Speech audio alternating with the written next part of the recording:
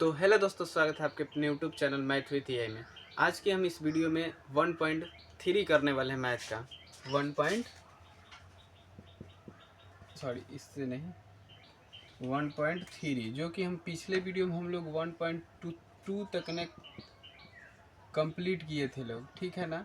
तो अगर आप उस वीडियो को नहीं देखे हैं ना, तो प्लेलिस्ट भी बना हुआ है और इस वीडियो के डिस्क्रिप्शन में भी लिंक मिलेगा, तो उस वीडियो को भी जरूर देखिएगा। और ये 1.3 आप लोग जैसा कि देखे होंगे ना, कि इसमें सवाल ऐसे रहता है कि √3, √5, √2, √7, √11 या फिर कुछ इस तरह से संख्याएं दी रहती है। कहता है कि इसे सिद्ध करे कि क्या है, अपरिमेय संख्या है। मतलब इसे सिद्ध करना होता है कि अपरिमेय संख्या है। और लोग कहता भी है कि ये एग्जाम में भी क्या होता है, आता है।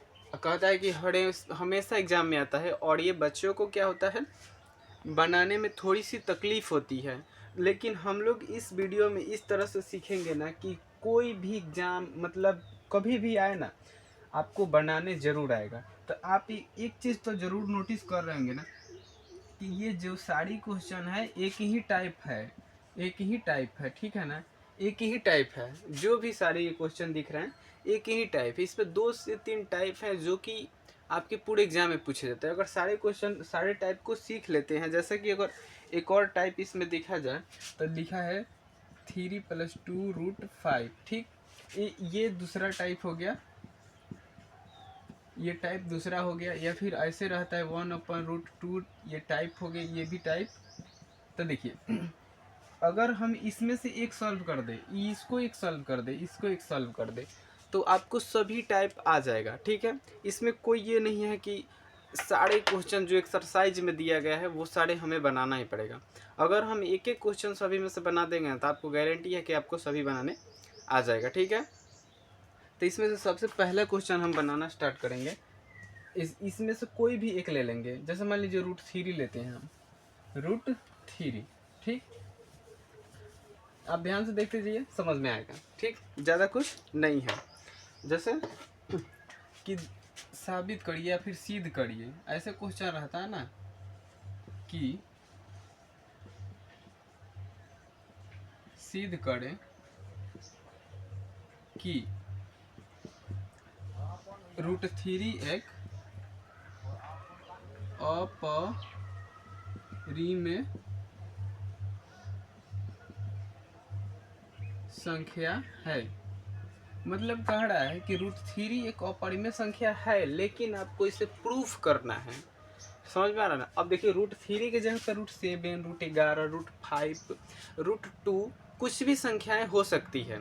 तो आप एक टॉपिक सीखेंगे, एक सीखेंगे, सभी बनाने आएगा, सबको बनाने आ जाएगा, ठीक है ना। अगर आपसे कोई कहे कि कोई आदमी चोर है, मतलब वो पता है आपको कि क्या है, ये मान लीजिए क्या है, चोर है, लेकिन आपको उसे प्रूफ करना है कि सच में चोर है। तो प्रूफ कैसे करेंगे, कि देखेंगे कि कोई सामान चुराया है कि नहीं, या फिर इसको मान लें कि हो सकता है, या फिर मान लीजिए आपको पता है कि ये चोर है, लेकिन इसे प्रूफ करना है कि हाँ सच में चोर है। तो आप इसे कुछ पल के लिए मानेंगे कि ये चोर नहीं है और अपने घर में घुसा देंगे। उसके बाद देखेंगे कि सच में चोरी कर रहा है कि नहीं कर रहा है, तब पता चल जाएगा कि हाँ सच में चोर था।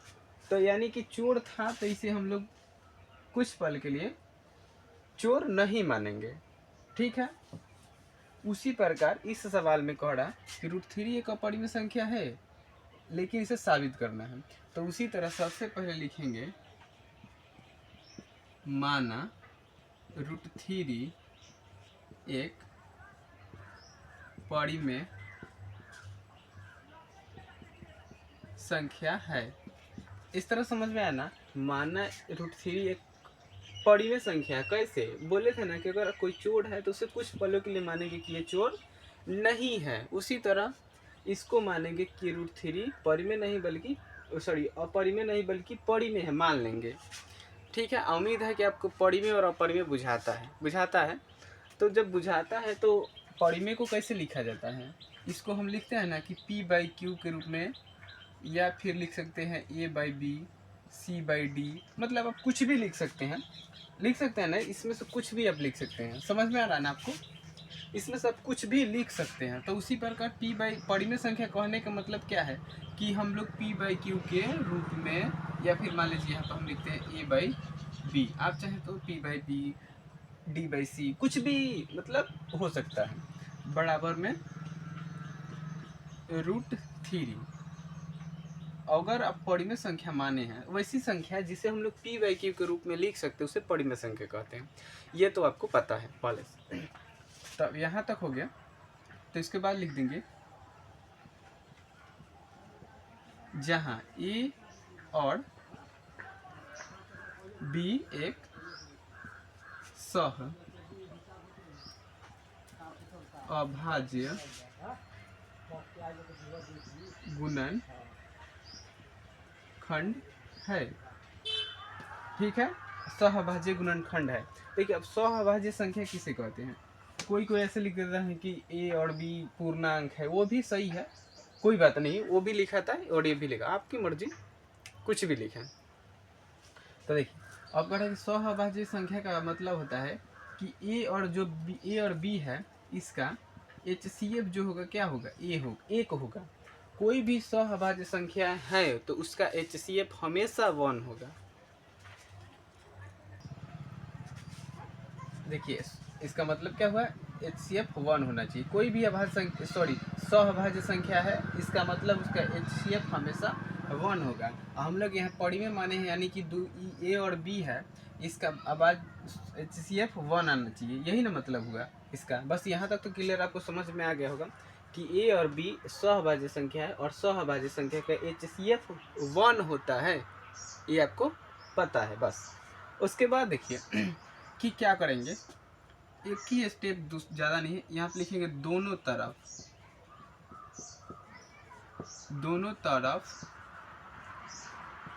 वर्ग करने पर। ठीक, यहाँ तक दोनों तरफ, यानी कि इस साइड भी और इस साइड भी, यानी कि A/B का वर्ग करेंगे, बराबर में √3 का वर्ग करेंगे। ठीक, वर्ग। तो क्या होगा कि A²/B², यही ना होगा, इधर होगा हमारा 3। इतना तो आपको क्लियर समझ में आ रहा कि यहाँ पे क्या हो जाएगा 3, यानी कि अगर रूट में इसी संख्या से गुना किया जाए तो रूट खत्म होके, यानी कि इसको मतलब इस तरह समझिए, वो लोग इस तरह समझाता है कि स्क्वायर है तो एक रूट खत्म हो गया, बचा क्या? 3। तो इसी तरह मतलब होता है। 3 बच गया, 3 बचा ना यहाँ पे। अब देखिए कि जब अगर ये बटा में है ना, देखिए ये बटा में है, इसका मतलब यह है ना, ये बटा में है, या फिर इस तरह भी समझिए कि इसके नीचे क्या है? 1 है, तो इसमें 1 से गुना करेंगे कितना आ जाएगा? एक सेकंड देखिए कैसे होगा, गुना करेंगे तो 1 से होगा ना, या फिर इस तरह से भी गुना करते, या फिर आप यहाँ पर गुना न करके आप यहाँ पर भी गुना करते, इसके नीचे भी 1 रख के, तो इसका मान कितना आ जाता? A बराबर, अब B से इधर गुना हो जाता तो बात एक ही पड़ता। ठीक है, तो यहाँ पे स्क्वायर हमने कर दिया, तब A² बराबर 3 होगा। थोड़ा सा लगता होगा कैसे बन रहा है, जैसे देखिए इसको दोनों तरफ वर्ग करेंगे स्क्वायर, यानी कि A/B बराबर में √3 का भी स्क्वायर कर देंगे। क्लियर समझ में आ रहा?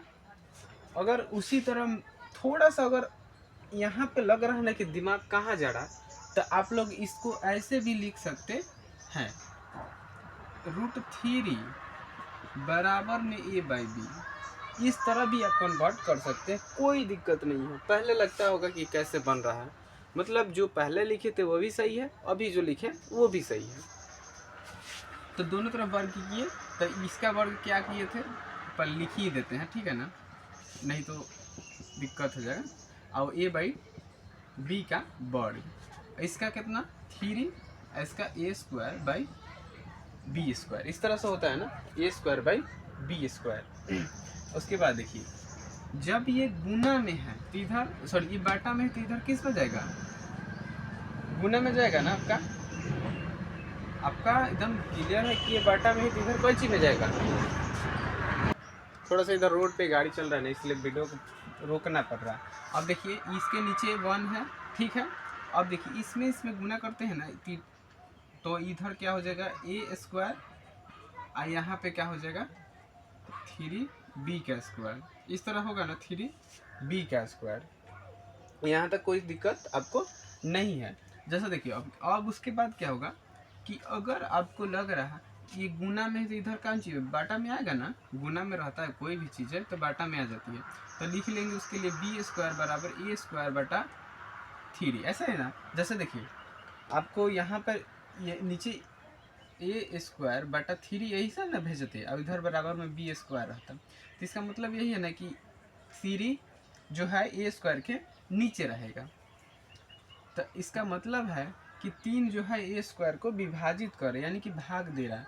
इस देखिए ऐसे अगर 6/3 लिखा है, यानी कि 3 जो है 6 को क्या कर रहा है, भाग दे रहा है कितना बार में, 2 बार में। इसका मतलब यही ना हुआ। या फिर अगर हम 36 लिखते हैं और निचवा लिखते हैं हम लोग 3, तो इसको भाग करेगा ना, करेगा ना।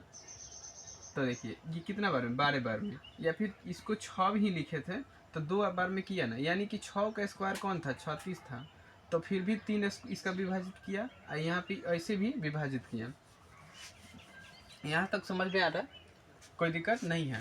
तो लिखेंगे चूंकि 3 जो है 3 ए स्क्वायर को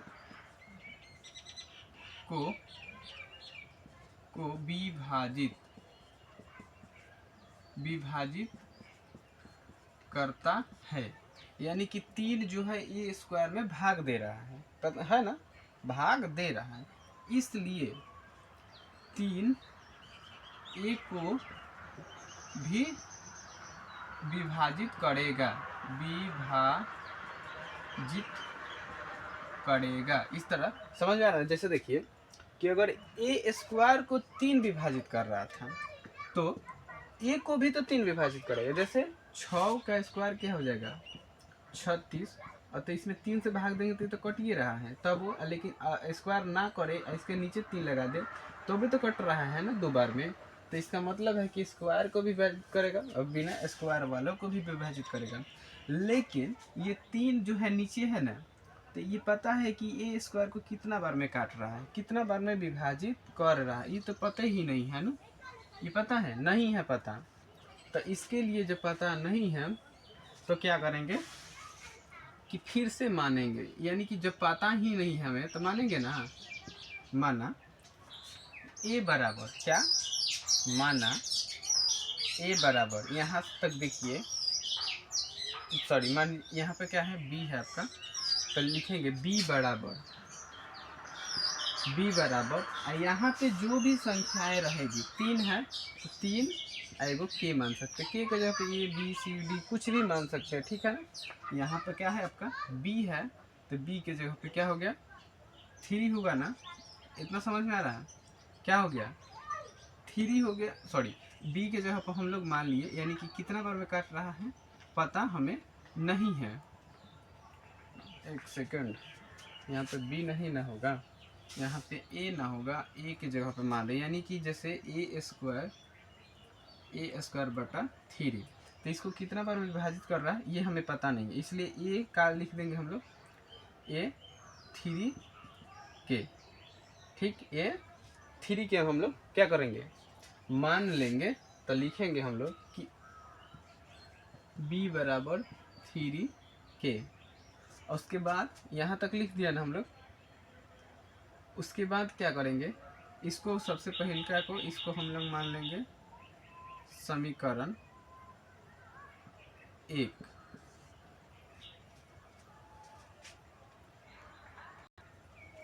यहाँ तक तो आपको समझ में आ गया। देखिए थोड़ी सी दिक्कत है यहाँ पे, हम बोल रहे हैं क्या अब लिख दे रहे हैं क्या, यहाँ पे b होगा a होगा, यानी कि a बराबर मान लेंगे 3 के, ठीक है, a बराबर 3 के, जहाँ k एक क्या है तो पूर्णांक है, पूर्णांक मतलब समझ रहा है ना, तो इसको हम लेके यहाँ पे समीकरण 1 माने थे। किसको? इसको समीकरण 1 माने थे। समझ में आ रही है यहाँ तक? क्लियर आपको? तो यहाँ पे लिखेंगे कि समीकरण 1 में ए का मान रखने पर, यहाँ तक क्लियर समझ में आ रहा? समीकरण ए का मान 1 में रखने पर, तो समीकरण 1 क्या है? बी स्क्वायर बराबर, सॉरी ए स्क्वायर ना है, तो ए के जगह पे क्या है आपका 3k, लेकिन यहाँ पे स्क्वायर है तो स्क्वायर रहेगा, ठीक है ना? यहाँ पे स्क्वायर है तो स्क्वायर रहेगा ना, तो इसका स्क्वायर हो गया। और यहाँ पे 3b स्क्वायर है, 3b स्क्वायर दिख रहा है ना आपको? उसके बाद देखिए इसका हम लोग स्क्वायर करेंगे, क्या होगा? 9k का स्क्वायर, यहाँ पे क्या हो जाएगा आपका? 3b का स्क्वायर। यहाँ तक तो कोई दिक्कत आपको नहीं है। जैसे देखिए कि अगर इसको हम लोग बटा में इधर भेजें तो कैसे होगा? यहाँ थोड़ा सा देखिएगा, देखिए कि यहाँ पे 9k है, इसको इधर बटा में भेजें, 9k स्क्वायर है इधर, इसके बटा में 3 भेजें तो 3 आ गया, इधर बराबर में b स्क्वायर बचेगा। अब 3 से 9 कटेगा तो यहाँ 3 बच गया, तो यानी कि इसको कितना लिख सकते हैं हम लोग? 3k स्क्वायर बराबर b स्क्वायर। इतना समझ में आ रहा ना? अब देखिए कि यहाँ पे ये गुना में है, तो यहाँ पे कौन सी में जाएगा? ये भाग में जाएगा, इस तरह से जाएगा ना। तो यहाँ पे हम लोग क्या लिख सकते हैं? k स्क्वायर बराबर b स्क्वायर बटा 3, यही ना? के गुना में तो इधर भाग में जाएगा।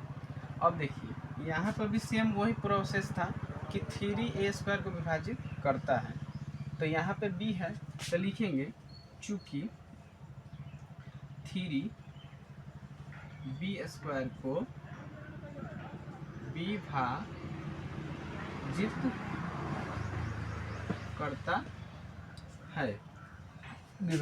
करता है, इसलिए 3b को भी विभाजित करेगा। यहाँ तक समझ में आ रहा है? 3b को भी विभाजित करेगा। समझ में आ रहा है इतना? देखिए शुरू से फिर से एक बार समझिए। देखिए कि दिया जब भी सवाल रहे √2, √7, √11, उसको मानेंगे पड़ी में, सबसे पहले पड़ी में। अब पड़ी में संख्या किसे कहते हैं? जिसे p/q के रूप में हम लोग लिख सकते हैं। समझ में आ रहा ना?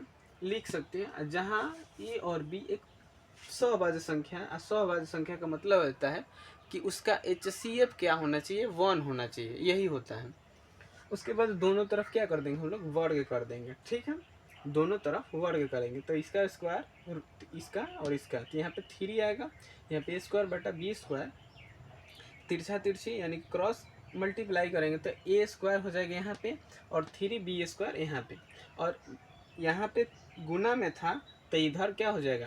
भाग में जाएगा, तो यहाँ पे भाग में आ गया। अब क्या कह रहा है कि जो भी नीचे संख्या होती है वो हमेशा ऊपर वाले संख्या क्या करती है? विभाजित करती है।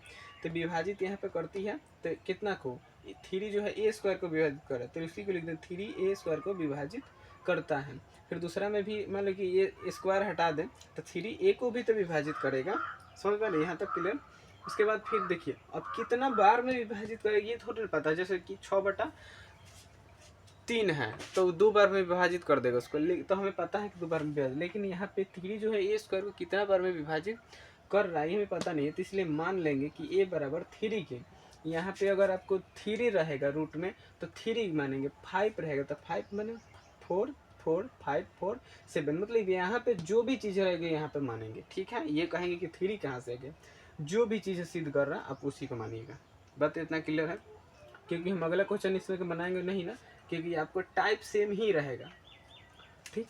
उसके बाद a बराबर मान लेंगे, तो समीकरण 1 में a का मान यानी कि a बराबर 3 के है तो a का यहाँ पर मान रख देंगे। क्लियर? यहाँ पर हो जाएगा ना 9k स्क्वायर बराबर 3b, उसी को फिर गुना में तो इधर बटा में हो जाएगा ना। तो कट के 3 बचेगा तो 3k² बराबर b², ये गुना में तो इधर बटा में भेज देंगे। अब 3b² को विभाजित कर रहा है तो इसको लिख देंगे और 3b को भी विभाजित करेगा। तो यहाँ पे अगर मान लीजिए कि दो गो संख्या है 6/3, अगर इसको काट रहा है 2 बार में तो इसका HCF कितना होगा आपका? HCF इसका 3 होगा। जो संख्याएं काटती है वही क्या हो जाता है? HCF होता है। हमेशा आपको पता होना चाहिए इस बात, ये आपको तो पता ही होगा हमेशा कि जो संख्या काट रही है वही HCF हो रहा है। तो यहाँ पे तो HCF क्या हो गया? 3 हो गया। यहाँ पर भी HCF क्या हुआ आपका? 3 ही हुआ ना। यानी कि जो नीचे संख्या रहती है वही क्या होगा? HCF होगा। लेकिन हमें सिद्ध क्या करना था कि इसका HCF 1 लाना है, 1 लाना है, तभी ना हम इसे परिमेय कहेंगे। लेकिन माने तो है परिमेय, लेकिन जब तक के लिए HCF बराबर 1 नहीं आएगा तो हमें परिमेय कहने का कोई अधिकार नहीं है। तो इसलिए लिखेंगे कि हमारी मान्यता गलत है, या फिर लिखेंगे कि जो यहाँ पे क्या है इसका HCF, या फिर हम यहाँ पे जगह थोड़ा कम है इसलिए हम आपको बोल के बताना चाह रहे हैं। लिखेंगे यहाँ पर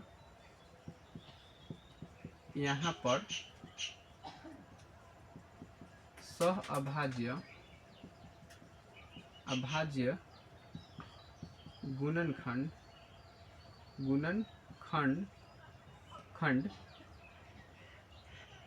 कितना है? तो 3 है। 3 है, समझ में आ रहा ना? 3 है। उसके बाद लिखेंगे अतः √3 एक अपरिमेय संख्या है। ये तो इतना प्रूफ हो गया, इसमें कोई ये नहीं था कि प्रूफ कैसे होगा, बस थोड़ी सी चीज़ें। यानी कि हमको मंगाना था HCF 1 लेकिन नहीं आया, इसका मतलब है कि हम लोग क्या हैं? गलत हैं, यही ना। पहले एग्जांपल में क्या बोले थे कि कोई चोर है उसको अपने घर में घुसा दीजिएगा, कुछ चोरी सामान करके नहीं लाया तो फिर कैसे कहिएगा कि वो चोर है? कहिएगा नहीं ना, कहिएगा। तो जो हमारी अंदर चल रहा था कि HCF इसका 1 आएगा, नहीं आया HCF, तो क्या हो जाएगा? ये अपरिमेय है। ठीक, यहाँ तक क्लियर समझ में आ गया। देखिए उसके बाद आप कहेंगे कि यहाँ पे √3 था तब बन गया। मान लीजिए अगर सवाल में कहता कि √2 को सिद्ध करिए तो यहाँ पर √2 रहता, यहाँ पर भी √2 रहता। सेम प्रोसेस, यहाँ पर √2 रहता, यहाँ पे √2 रहता, यहाँ पे 2 रहता। समझ में आ रहा? यहाँ पर 2 रहता, यहाँ पर 2 रहता। ठीक, यहाँ पर 2 रहता, यहाँ पर 2 रहता। खाली चीज़ें चेंज हो जाती है, बाकी कोई चीज़ें चेंज करने की कोई अधिकार नहीं है। यहाँ पर भी 2 रहते, यानी कि बोले थे ना कि यहाँ पे जो संख्या वही मानेंगे। यहाँ पे 2, यहाँ पर भी क्या होगा आपका? 2 है। हाँ, तो यहाँ पर 2, यहाँ पर भी 2 रहेगा, यहाँ पर भी 2, और यहाँ पर 2k यानी कि इसका 4 होगा यहाँ पे। ठीक है, 4 यहाँ पे। इसके बाद ये कटता तो यहाँ पे 4 लिखा था और नीचे 2 लिखा था, तो 2 यहाँ पे कट के 2 बचता, यहाँ पे 2 हो जाता। ठीक है, 2 हो जाता, यहाँ पे 2 हो जाता, यहाँ पर भी 2 हो जाता, यहाँ पर 2 हो जाता। इसी प्रकार अगर 7 कहता तो सेम प्रोसेस है, बस एक बार इसको स्क्रीनशॉट ले लीजिए, बाकी सारी चीज़ें समझ में आ गया होगा। उसके बाद टाइप नंबर दूसरा चलते हैं 1। जैसे इस प्रकार का सवाल होता है 1/√2, ये भी अपरिमेय है लेकिन इसको बताना है कि कैसे। ठीक है, तो उसके बाद चलते हैं अगला। इसी प्रकार का होता है कि सिद्ध करें या फिर दिखाइए कि, एक ही बात है, सिद्ध करें कि या दिखाइए कि या फिर साबित करें, उसी प्रकार रहेगा। मान लीजिए यहाँ पे लिखेगा साबित करें 1/√2 अपरिमेय संख्या है, अपरिमेय संख्या है, इसको साबित करना है। ठीक है, सेम प्रोसेस है। सबसे पहले हमको उल्टा मानना है। यहाँ पे अपरिमेय दिया है तो लिखेंगे माना 1/√2 एक परिमेय संख्या है, परिमेय संख्या है। यहाँ तक समझ में आ गया कि 1/√2 एक परिमेय संख्या है। तो इसको कैसे लिखा जाता है कि जब परिमेय संख्या होता है तो a/b, या फिर लिख दे 1/√2 बराबर में a/b। जहां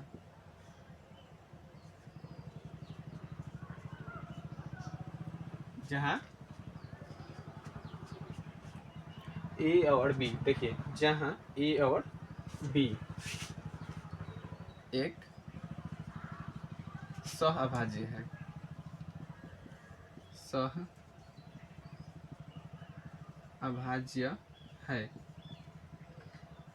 एक सेकेंड माफ़ कीजिएगा हमें, क्योंकि पिछले क्वेश्चन में हम यहाँ पे गुणनखंड भी जोड़ दिए थे तो गुणनखंड नहीं रहता, ठीक है, माफ़ कीजिएगा थोड़ा, बस यही रहेगा सह अभाज्य, बस इतना ही रहेगा।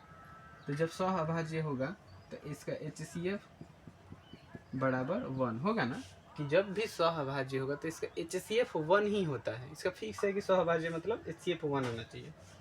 एक और चीज़ समझिएगा, मान लीजिए अगर हम √2 लिखते हैं 1/2 लिखते हैं तो आपको लग रहा है कि दोनों चीज़ बराबर है, नहीं है ना, ये कैसे कि ये है अपरिमेय, ये है परिमेय, तो परिमेय और अपरिमेय कभी बराबर नहीं होता है, ठीक है, तो इसलिए इसको हम लोग क्या कहेंगे, हमेशा अपरिमेय कहेंगे, ठीक है, अपरिमेय कहेंगे, दोनों बराबर नहीं होता, इसलिए इसका मतलब क्या है कि हम जो कर रहे हैं वो काम गलत है, बस इतना समझिए पहले कि परिमेय और अपरिमेय बराबर नहीं होता है। उसके बाद देखिए यहाँ से हम लोग क्या कर देंगे, इसको गुना करेंगे, सहभाज्य यहाँ तक हो गया, समझ में आ गया ना। उसके बाद देखिए यहाँ से इसको मान लीजिए इसको गुना करते हैं तो क्या हो जाएगा, b हो गया, यहाँ पे क्या होगा, a√2 होगा ना, यहाँ तक a√2। अब देखिए मान लीजिए इसको हम यहाँ तक तो आपको कंप्लीट है, उसके बाद देखिए यहाँ तक नीचवा आपको क्या दिख रहा है, 1 दिख रहा है आपको, नीचवा आपको b के नीचे क्या है, 1 है, इसके भी नीचे क्या है, 1 है। यहाँ पे ये वाली संख्या क्या है, रूट में है ना, रूट में, या फिर आपको ये भी संख्या नहीं समझ में आ रहा तो यहाँ पे सबसे पहले आप यही कर दीजिए कि दोनों तरफ वर्ग करने पर ठीक है, तो इसका वर्ग करेंगे तो क्या आ जाएगा, √2 का वर्ग, इसका वर्ग करेंगे, इसका a/b का वर्ग करेंगे, तो ऊपर 1 का स्क्वायर 1 और नीचे 2 का √2 का स्क्वायर 2, ठीक है, और उसके बाद इसका a²/b², इतना आपको क्लियर समझ में आ रहा है। उसके बाद देखिए कि इसको क्या कर देंगे हम लोग, गुना करेंगे, ठीक है ना, इसको हम लोग गुना करेंगे ना, तो देखिए गुना करने के बाद यानी कि यहाँ पर हो जाएगा b² बराबर में इधर हो जाएगा 2 और उसके बाद b², इतना समझ में आ रहा है। क्या हो जाएगा यहाँ पे था ना, यहाँ पे क्या हो जाएगा, इसमें गुना हुआ और इसमें गुना हो गया, यहाँ तक आपको क्लियर, कोई बात नहीं है दिक्कत। उसके बाद देखिए ये क्या कर रहा है कि 2 जो है b² को विभाजित कर रहा है ना, सेम प्रोसेस है, पहले वाला क्वेश्चन ही इसके जैसा है कि जो 2 है b² को विभाजित कर रहा है ना, तो विभाजित कर रहा है, तो इसके लिए लिखेंगे हम लोग, मान लीजिए इसको हम लोग समीकरण 1 कर देते हैं, तो लिखेंगे चूंकि 2 b² को विभाजित करता है, ठीक है, b² को विभाजित करता है,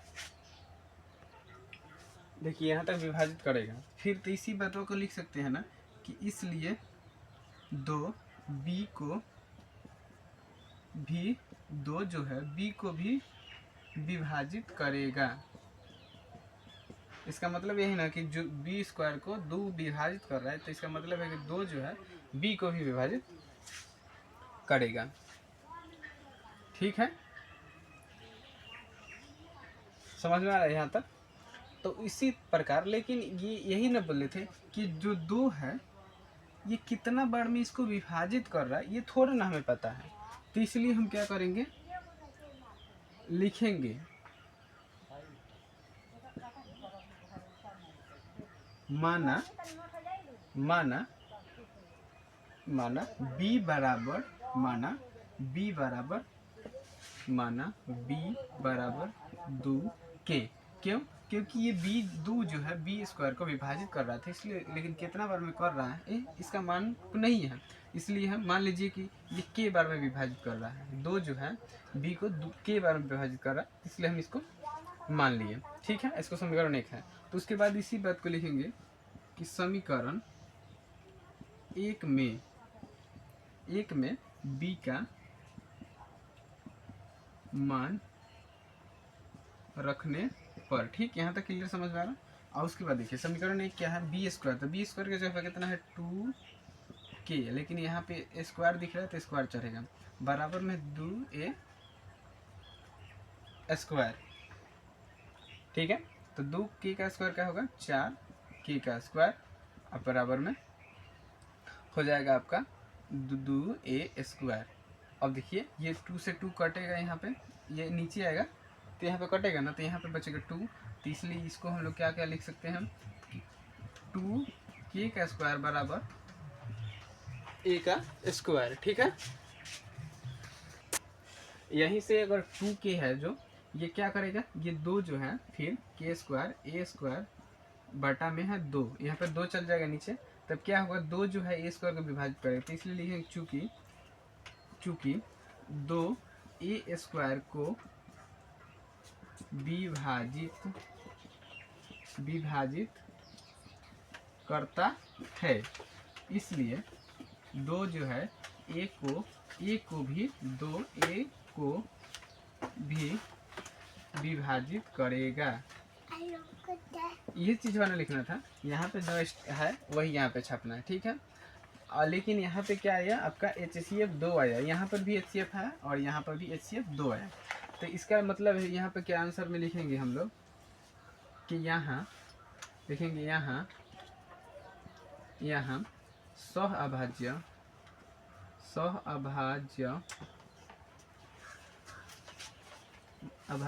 या फिर लिख देंगे यहाँ HCF।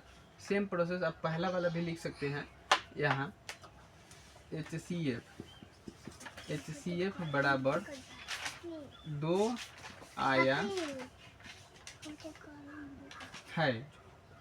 आया है जो कि हमारी मान्यता गलत है। ये भी लिख सकते हैं जो कि आपके मन में जो भी है वो सारी चीज लिख दो, जो कि हमारी मान्यता गलत है, अतः 1/√2 एक अपरिमेय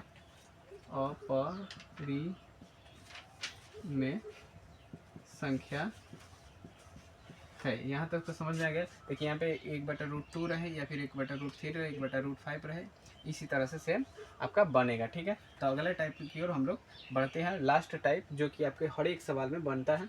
2 गो टाइप 3 गो टाइप सीख लेंगे आप लोग तो सारे क्वेश्चन आपको बन जाएगा। ठीक है, तो ये अगले टाइप की ओर बढ़ते हैं हम लोग।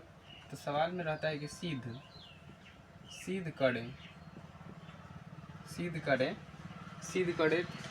+ 2√5, इस तरह से रहता है। ये भी एक अपरिमेय संख्या है, लेकिन इसको क्या करना है, प्रूफ करना है। तो सेम प्रोसेस है, लिखेंगे माना 3 + 2√5 एक परिमेय संख्या है। तो इसके लिए बराबर में क्या लिखते हैं, 3 + 2√5, यही ऐसे अब बराबर में लिख देंगे a/b, यही ना होता है, परिमेय संख्या होता है, इसका मतलब a/b होना चाहिए। जहाँ a और b एक सहअभाज्य है। सहअभाज्य का मतलब कि HCF क्या होना चाहिए, 1 होना चाहिए। ठीक है, HCF 1 होना चाहिए। अब देखिए कि यहाँ पे ये प्लस में है तो उधर किस में भेज सकते हैं हम लोग, माइनस में। तो लिख देंगे 2√5 बराबर में लिखेंगे a/b माइनस में 3। ठीक है, 3 लिख देंगे। और उसके बाद देखिए ये जो 2 था ये किस में, गुना में है, तो इधर कुछ में जाएगा, आपका बट्टे में जाएगा। ठीक है, बटा में जाएगा। तब देखिए a/b इधर बटा में जाएगा तो 2b, इधर माइनस में 3/, ये नीचे 1 है यानी कि 2 जाएगा। ठीक है, समझ में आ रहा है यहाँ तक कि ये बटा में था तो इसके साथ गुना होगा तो नीचे हो गया माइनस में, यहाँ पे 1 है तो इसलिए 2 गुना होगा 2 हो जाएगा। अब देखिए ये है अपरिमेय, ये पूरा क्या है परिमेय है, यानी कि जो भी संख्या बाटा में होती है वो परिमेय होती है, जो संख्या रूट में होती है जिस उसे क्या कहते हैं अपरिमेय कहते हैं। ठीक है, इतना क्लियर समझ लो। तो यहीं बस सवाल बन गया है, तो लिखेंगे यहाँ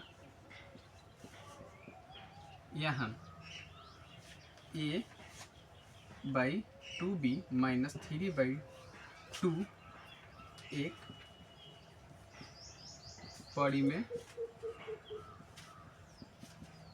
संख्या है जो √5 के बराबर है, जो विरोधाभास यानी कि नियम के क्या है खिलाफ है, जो विरोधाभास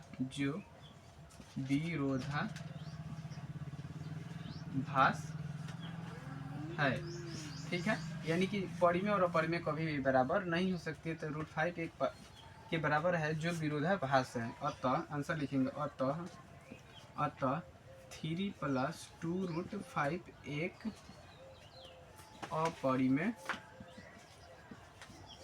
अपरिमेय संख्या है। तो यहाँ तक तीनों टाइप आप लोग क्या हुए टाइप्स 3 गो सीख लिए। इसी 3 गो टाइप से एग्जाम में क्वेश्चन आपका हमेशा आता है। ये अगर बन गया तो आपका पूरा एक्सरसाइज क्या कंप्लीट हो गया। अगर जो भी क्वेश्चन लगता है कि छूट गया तो आप लोग खुद से प्रैक्टिस कीजिएगा तो बन जाएगा। तो मिलते हैं अगले वीडियो में, तब तक के लिए धन्यवाद।